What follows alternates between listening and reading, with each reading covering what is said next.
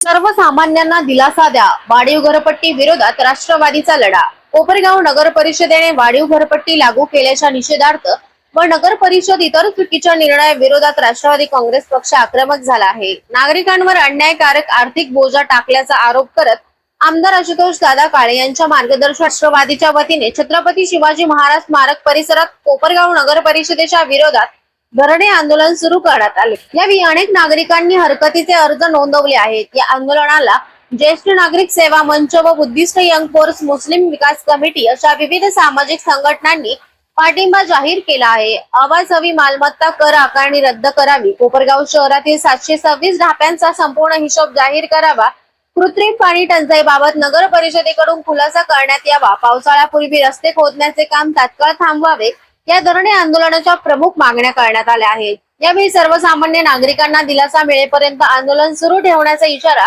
राष्ट्रवादीच्या पदाधिकाऱ्यांनी दिला आहे। या दरम्यान आंदोलनाला राष्ट्रवादी काँग्रेस पक्षाचे पदाधिकारी व नागरिक मोठ्या संख्येने उपस्थित होते। आशुतोष दादा काळे यांच्या विनंतीला मान देऊन इथे सर्वजण आलात। मी ज्येष्ठ नागरिक संघातर्फे सर्वांचं अभिनंदन करतो।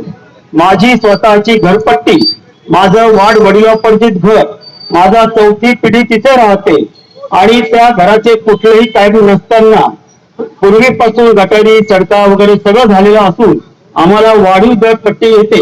तर ती आता कोपरगाव अतिशय परिस्थिती नाही आज भरण्याची सगळ्यांची, कारण बरेच लोक थकबाकीदार जातात।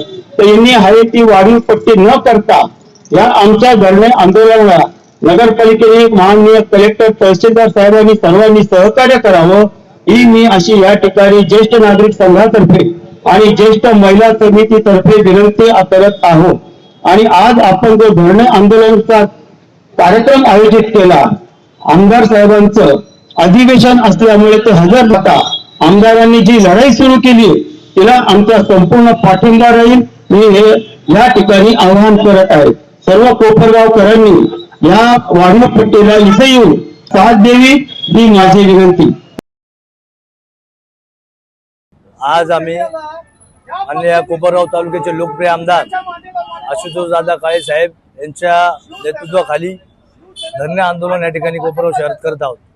आपल्याला माहिती असेल का या कोपरगाव नगरपालिकेने मागच्या महिन्यापासून लोकांना घरपट्टी वाढीच्या या ठिकाणी नोटीस या ठिकाणी देण्यात येत आहे आणि ती घरपट्टीची जी अमाऊंट आहे ती अतिशय जास्त प्रमाणात आहे। म्हणजे मी आता सांगितलं का पहिले एखाद्या माणसाला 6,842 रुपये घरपट्टी येत होती संकलित कर, आणि तोच आज 25,916 रुपये येत आहे। म्हणजे याची जी वाढ आहे ती कोणत्या पद्धतीने झालेली आहे, म्हणजे आपण बघितलं असेल का जर 10%, 20% झाले असतील, 5% झाले असतील तर सगळ्यांना सारखी झाली असती, पण जी 7,000ची डायरेक्ट 24,000 आणि 25,000 जी वाढ होत आहे ती अतिशय म्हणजे आवाजावी वाढ आहे। त्याच्या विरोधात आम्ही या ठिकाणी राष्ट्रवादी काँग्रेस पक्षाचे सर्व पदाधिकारी आज धरणे आंदोलनाचा आमचा हा पहिला दिवस आहे, त्या ठिकाणी आम्ही बसलेलो आहे। आपण बघितलं असेल का कोपरगाव नगरपालिकेने ची इलेक्शन होऊन 6 महिने होऊन गेलेले आणि त्या 6 महिन्या अगोदर ज्यावेळेस हे इलेक्शन मध्ये लोकांकडे मतं मागत होते त्यावेळेस लोकांना जे जे त्यांनी शब्द या ठिकाणी दिलेले होते ते एकही शब्द या ठिकाणी त्यांनी या ठिकाणी पूर्ण केलेला नाही।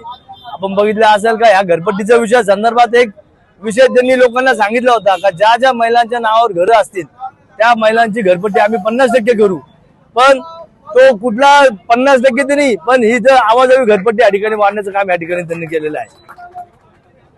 आपण 100 दिवसामध्ये आम्ही हे करू ते करू असे त्या ठिकाणी त्यांनी सांगितलं होतं विकास कामाच्या बाबतीमध्ये सुद्धा, पण एक पण काम त्यांनी या ठिकाणी पूर्ण केलेलं नाहीये।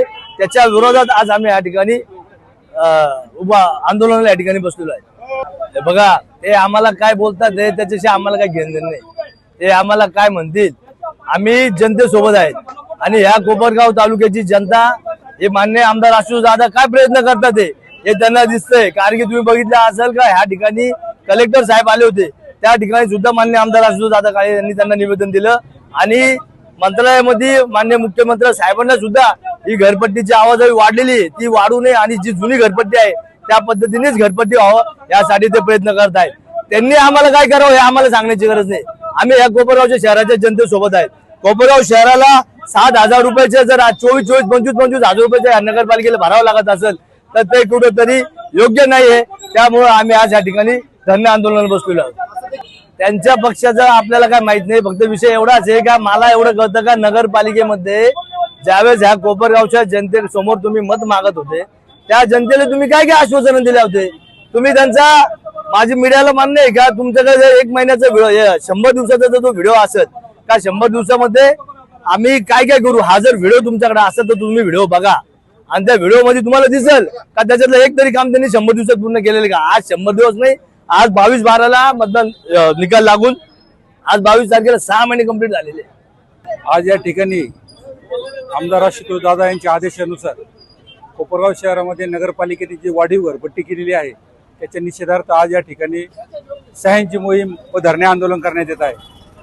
वास्तविक पाहता या 4 महिन्यामध्ये 6 महिन्यामध्ये सत्ताधाऱ्यांनी नगरपालिकेच्या लोकांना दिलासा द्यायला पाहिजे होता, पण हे एक प्रकारचं सगळ्या गावावर हे वेगळ्या प्रकारचं टेन्शन या सत्ताधारी लोकांनी दिलं आहे.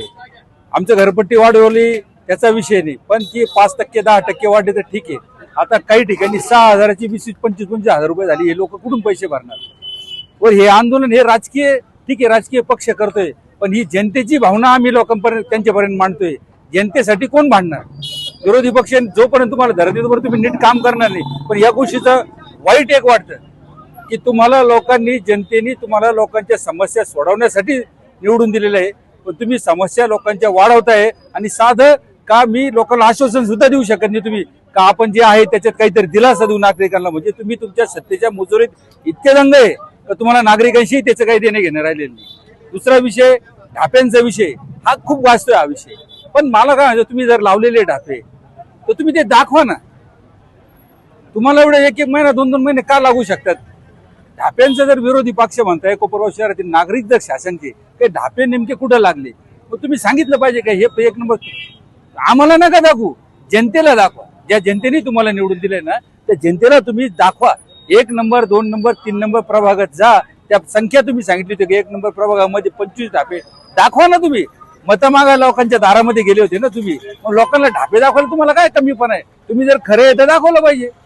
एक गोष्ट सांगा, त्या भागातला नगरसेवक जर विरोधी पार्टीचा आहे आणि त्यांनी समजा 2-3 ढापे लागले असेल मग तिथं काय त्यांनी जायचंच नाही का.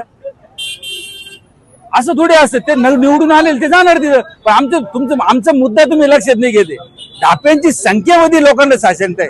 तुम्ही जे म्हणता ढापे लावले तुमचे लोक फोटो काढताय हा विषय बाजूला जाऊ द्या.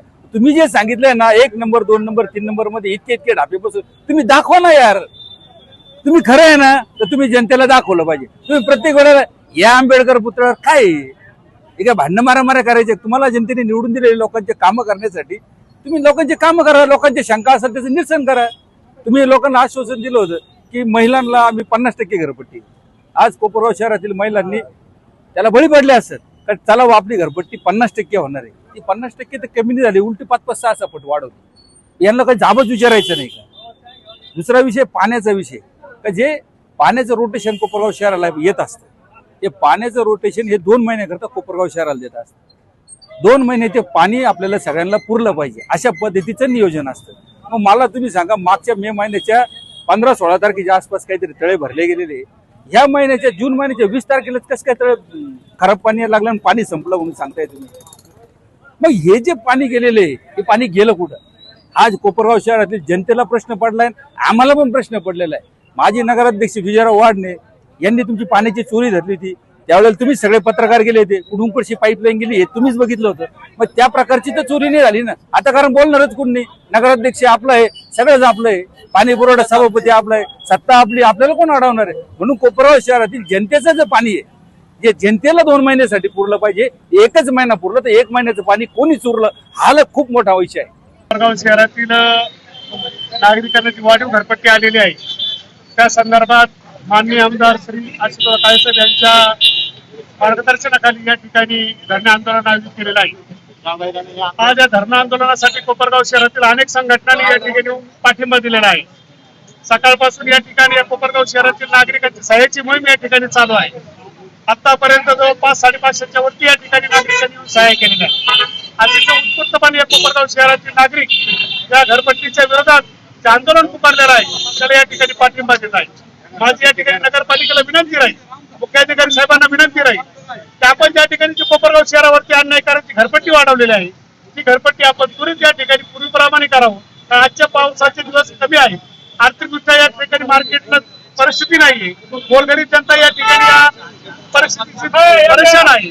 अशा परिस्थिती घरपट्टी वाढवलेली आहे.